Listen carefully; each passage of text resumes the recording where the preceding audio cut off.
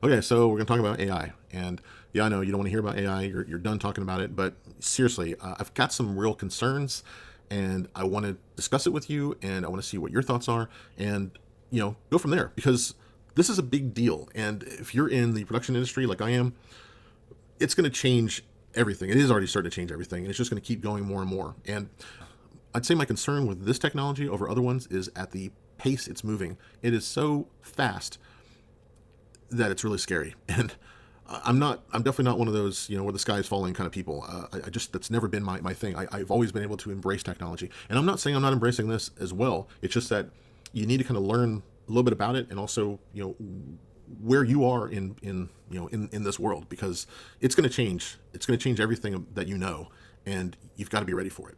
That's what I'm going to talk about. So, first of all, AI. I mean, AI is actually it is really cool. There's some really cool stuff about it. I've been using it for a project, and this is kind of what got me thinking about this video for a client. And we are having to create things that don't exist. I need some B-roll shots of stuff that doesn't exist.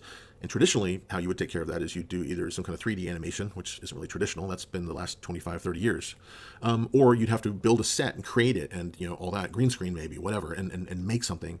Well, my client doesn't have that kind of a budget and also not the time. And that's kind of where AI comes in because I can create these shots using AI and then it exists, then it's there, and it's really, really quick. And I think what really got me going was not only is it quick to make, the technology is so fast that I've been paying premium subscriptions to, I'm using Sora and Runway if you want to know.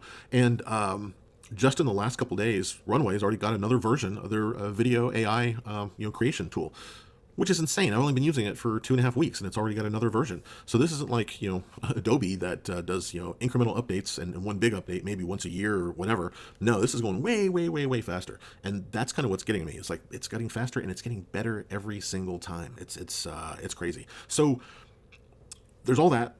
Kind of makes me a little bit nervous because it's moving so fast. It's really, really good. And I'm looking back at trends that I've weathered in my own career. You can tell by looking at me that I'm, no spring chicken. I've been around a while. And when I got started in the business, NLEs had just kind of gotten off their feet. Avid was a new big thing, but everybody was started using Avid instead of doing the traditional film cutting and whatnot. So you take your film, you transfer it to video, your editor would shoot or would cut on an NLE, and then you go from there. And even when I was there, I was telling the people that I worked with, I said, look, there are other NLEs now that are cheaper and easier to use, and anyone can use them if they have a computer at their house. And, laptops are just kind of getting started, so I'm going to kind of keep that out. But the thing is that we had Final Cut just came out. Adobe Premiere had just come out, and these things were really, really fast and really, really easy and really, really inexpensive, especially compared to Adobe, especially compared to Avid, especially with all the other stuff that you had to have with it. And then the DV revolution had just gotten started, and I was telling them, I said, look, these DV cameras are freaking amazing. I know you want to shoot on film, but DV, digital, all that stuff is going to take everything over. And I remember seeing a digital projection. I went to Man's Chinese Theater, and I had the day before, I went to the premiere of, I think it was A Bug's Life, if I'm not mistaken. So, Pixar movie. And then the next day I went to see Sleepy Hollow at Man's Chinese Theater, and it was the first run of that movie. And I got to tell you, the difference between those two was night and day. The digital just looked so clean and so nice. And Sleepy Hollow, despite being a fresh print, already started getting scratches in it. It just, you could see the degradation compared to the digital. And I thought in my head, it was like, man, this is going to make a huge difference. Was I happy about it? No, I was a film snob back then.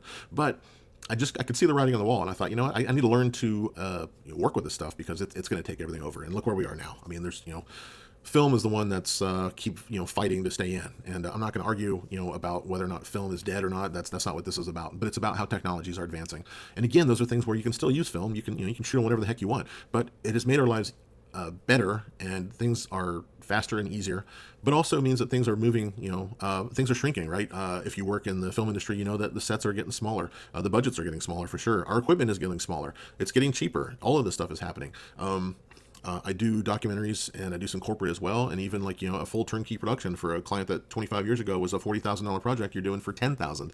And agencies are feeling the same kind of thing. Commercials don't have the same kind of budgets that they used to. Yes, there are outliers in all of this. I totally understand that, but I'm talking about broad brushstrokes. This is where everything's going. It's kind of going down as far as, cost and expense and all that. And we've been riding the storm. And I've been in this industry for such a long time that I sometimes feel like it's a miracle I've survived as long as I have. But now there's this one, and AI, like I said, is different. When I was first talking about it, it's going so freaking fast, and that's what's kind of got me concerned. So, what do we do? I mean, to me, the mantra has always been adapt or die. And whether it was during COVID, having to figure out how to make things work, a lot of us did, and a lot of us made it through and survived, and some of us even really thrived through that. And this is another one of those kinds of things. And I'm not saying that tomorrow is going to be the last day that you're working in production, but I am saying that in the next 5 years, 10 at the most, but definitely 5 years, it's going to make huge strides and changes in our entire industry on all levels of production. And I think that for the moment, the people who should be most concerned right now are those people who are working in post and in audio, because those are, and photography too, namely because those don't take up as much bandwidth as far as the photography. And you've already seen them. Your phone has AI capabilities, most likely, to retouch photos and take people out and things like that, things that used to take us forever to have to fix. The same with audio. You can do lots of audio adjustments and fixing and tweaking and voice manipulation, things like that. Those are all easy things to do for AI, and people are using that all the time now.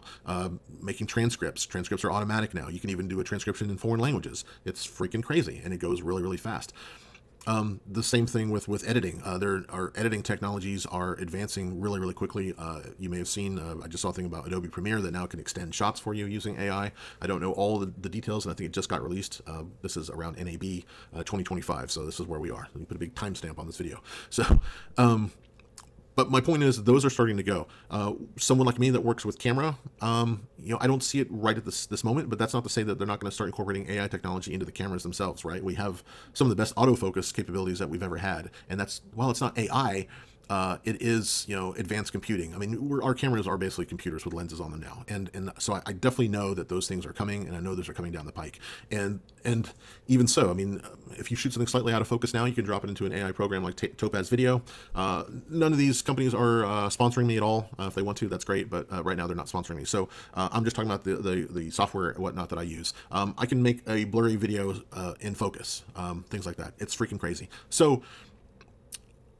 But I'm not saying that this isn't coming for all of us in one way or another. And, some of it, especially like with this B-roll, it's crazy how realistic the stuff can look and how good it can look. Now, there are some issues with it as well. The video project I'm working on has to do with high-speed trains, and I would put in prompts and it would make high-speed trains, and sometimes they work great, sometimes they don't work great. Sometimes they've got like the trains kind of stretch and morph and do weird kind of stuff, or there's something strange in the background, or I remember I had one shot and the train, it all looked great except for there's some weird looking, almost looks like some kind of like Hieronymus Bosch creature in the corner walking around. Like, what in the hell is that thing? And I couldn't get rid of it. So, those are silly little nitpicky things that are going to go away. They're definitely going to go away. So what am I trying to say? Start preparing yourself. Start learning about AI. Start learning about what it can do for you now. What are the advantages, and what are the things that you can take, that you can put into your line of work right now that will be an advantage and make you better at what you do. Right? It is a tool, so use it that way. Also, start thinking about what are the advantages that I have as a filmmaker in this world where we need to start creating things using AI. Say an agency comes to you and they're like, we want to make a 30-second spot. It's very emotional. We have a family sitting at a dinner table, and whatever the project is some cereal or something like that. Now, traditionally, we would go out and we'd shoot all that stuff, and that will still happen for a while, but there may come a day where the agency says we need it all done in AI because we've only got 3 days and $25, just being stupid. As a filmmaker, if you have the understanding of how to create something, if you know composition, if you know shots, if you know certain lighting techniques, things like that, those will come to be an advantage for you.